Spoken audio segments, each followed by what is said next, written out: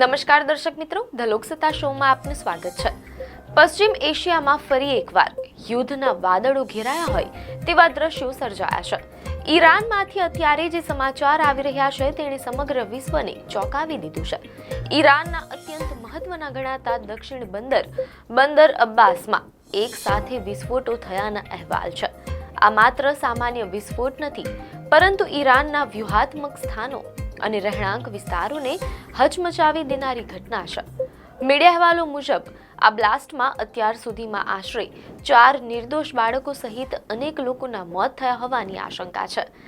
ઈરાની મીડિયામાં આ તસવીરો સામે આવતા જ અફરાતફરીનો માહોલ સર્જાયો છે। સૌથી ભયાનક દ્રશ્યો બંદર અબ્બાસ શહેરમાંથી સામે આવ્યા છે। મીડિયા અહેવાલો અનુસાર અહીં મોઆલેમ બુલવર્લ્ડ પર આવેલી એક 8 માળની રહેણાંક ઇમારતમાં એટલો પ્રચંડ વિસ્ફોટ થયો કે ઇમારતના 2 માળ સંપૂર્ણપણે ધરાશાયી થઈ ગયા। વિસ્ફોટની તીવ્રતા એટલી વધારે હતી કે આસપાસની દુકાનોના કાચ ફૂટી ગયા અને રસ્તા પર પાર્ક કરેલા વાહનો રમકડાની જેમ ફંગોળાઈ ગયા હતા। વિસ્ફોટનો અવાજ કિલોમીટરો સુધી સંભળાયો હતો અને આખું શહેર ધ્રુજી ઉઠ્યું હતું, પરંતુ ઘટનાની ગંભીરતા કંઈક અલગ જ ઇશારો કરી રહી છે। આ ઘટના માત્ર બંદર અબ્બાસ પૂરતી મર્યાદિત નથી। આશ્ચર્યજનક રીતે ઈરાનના એવા 3 શહેરોમાં પણ વિસ્ફોટ થયાના અહેવાલ છે જ્યાં ઈરાનના પરમાણુ પાવર પ્લાન્ટ આવેલા છે। ઇસ્ફહાન, નતાન્ઝ અને સવેહ, આ 3 સ્થળો ઈરાનના પરમાણુ કાર્યક્રમ માટે કરોડરજ્જુ સમાન છે તેમ અહેવાલોમાં જાણવા મળેલ છે। પરમાણુ સંવર્ધન કેન્દ્રોની આસપાસ થયેલા વિસ્ફોટોએ આંતરરાષ્ટ્રીય સ્તરે ચિંતા વધારી દીધી છે। શું આ કોઈ પૂર્વાયોજિત હુમલો હતો કે અકસ્માત જેવો મોટો પ્રશ્ન ઊભો થઈ રહ્યો છે। તે અંગે હજુ સત્તાવાર રીતે કોઈ પુષ્ટિ થઈ નથી, પરંતુ આ શહેરોમાં સુરક્ષા દળોએ કડક નાકાબંધી કરી દીધી છે।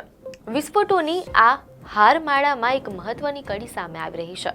મીડિયા અહેવાલો અનુસાર બંદર અબ્બાસમાં જે ઇમારતને નિશાન બનાવવામાં આવી તેમાં ઈરાની રિવોલ્યુશનરી ગાર્ડ કોર્પ્સ IRGCના નૌકાદળના કમાન્ડર હાજર હોવાની ચર્ચા છે। એવું મનાય છે કે આ હુમલો ખાસ કરીને નૌકાદળના ઉચ્ચ અધિકારીઓને નિશાન બનાવીને કરવામાં આવ્યો હોઈ શકે છે। જો કે IRGC દ્વારા હજુ સુધી કમાન્ડરની સ્થિતિ અંગે કોઈ સ્પષ્ટતા કરવામાં આવી નથી। આ ઘટનાએ ઈરાની સુરક્ષા એજન્સીઓના ગુપ્તચર નેટવર્ક સામે પણ પ્રશ્નો ઊભા કર્યા છે।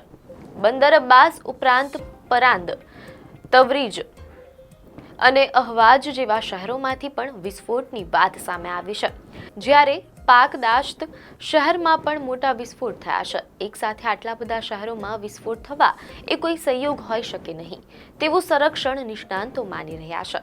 મીડિયા અહેવાલોમાં એમ પણ જાણવા મળેલ છે કે ઈરાની સૈન્ય ચીફ અમીર હાતમીએ આ મામલે રાષ્ટ્રીય સુરક્ષા અંગે કડક નિવેદન આપતા જણાવ્યું છે કે ઈરાની દળો કોઈ પણ સંભવિત ખતરાનો જવાબ આપવા માટે હાઈ એલર્ટ પર છે। આ વિસ્ફોટો એવા સમયે થયા છે જ્યારે ગલ્ફ ક્ષેત્રમાં અમેરિકાની લશ્કરી હિલચાલ તેજ થઈ ગઈ છે। US પ્રેસિડેન્ટ ડોનાલ્ડ ટ્રમ્પના આદેશ બાદ ગલ્ફમાં એરક્રાફ્ટ કેરિયર ગ્રુપની તૈનાતીથી પહેલા જ તણાવ આસમાને હતો। અમેરિકાએ ઈરાનને ચેતવણી આપી હતી કે જો સ્ટ્રેટ ઓફ હોર્મુઝમાં વેપારી જહાજોને કોઈ ખતરો પહોંચશે તો કડક કાર્યવાહી કરવામાં આવશે। બંદર અબ્બાસ એ દુનિયાના 20% ક્રૂડ ઓઇલની અવરજવર માટેનું મુખ્ય કેન્દ્ર છે, તેથી અહીં થયેલી હિંસાની સીધી અસર આખા વિશ્વના તેલના બજાર પર પડી શકે છે। હાલમાં દુનિયાની નજર ઇઝરાયલ પર ટકેલી છે। જો કે ઇઝરાયેલી અધિકારીઓએ સ્પષ્ટતા કરી છે કે આ વિસ્ફોટમાં ઇઝરાયેલનો કોઈ હાથ નથી તેમ અહેવાલોમાં જાણવા મળેલ છે। રાજકીય ખેંચતાણ વચ્ચે સૌથી વધુ ભોગ નિર્દોષ નાગરિકો બની રહ્યા છે। બંદર અબ્બાસની એ ઇમારત જ્યાં વિસ્ફોટ થયો ત્યાંના રહેવાસીઓ હજુ પણ આઘાતમાં છે। કાટમાળ નીચે દબાયેલા લોકોને બહાર કાઢવા માટે બચાવ કામગીરી રાતભર ચાલી રહી છે। આ ઘટનાના પ્રત્યાઘાત રૂપે ઈરાની સેનાએ યુદ્ધાભ્યાસ તેજ કરી દીધો છે। જો આ વિસ્ફોટો પાછળ કોઈ વિદેશી ષડયંત્ર સાબિત થશે તો મધ્ય પૂર્વમાં ભીષણ યુદ્ધ ફાટી નીકળવાની શક્યતા છે। યુનાઇટેડ નેશન્સ અને અન્ય વૈશ્વિક સંગઠનો આ પરિસ્થિતિ પર નજર રાખી રહ્યા છે। શું આ ઈરાનના પરમાણુ કાર્યક્રમને રોકવાનો કોઈ મોટો પ્લાન હતો કે પછી અંદરખાને કોઈ મોટો બળવો થઈ રહ્યો છે? ઈરાન અત્યારે સળગી રહ્યું છે અને તેની લપેટ આખી દુનિયા સુધી પહોંચી શકે છે. એક તરફ પરમાણુ પ્લાન્ટ્સ પાસેના વિસ્ફોટ અને બીજી તરફ બંદર અબ્બાસ જેવું વ્યૂહાત્મક બંદર. ઈરાન માટે આ અગ્નિ પરીક્ષાની ઘડી હોય તેમ લાગી રહ્યું છે. ઈરાનના વ્યૂહાત્મક બંદર અબ્બાસ અને પરમાણુ મથકો ધરાવતા શહેરોમાં થયેલા આ શ્રેણીબદ્ધ વિસ્ફોટો માત્ર અકસ્માત હોવા પર અનેક સવાલ ઊભા કરે છે. એક તરફ ઇઝરાયેલે પોતાની સંડોવણીનો ઇનકાર કર્યો છે અને બીજી તરફ ગલ્ફ ક્ષેત્રમાં અમેરિકાની વધતી લશ્કરી હિલચાલ આ રહસ્યને વધુ ઘેરું બનાવે છે.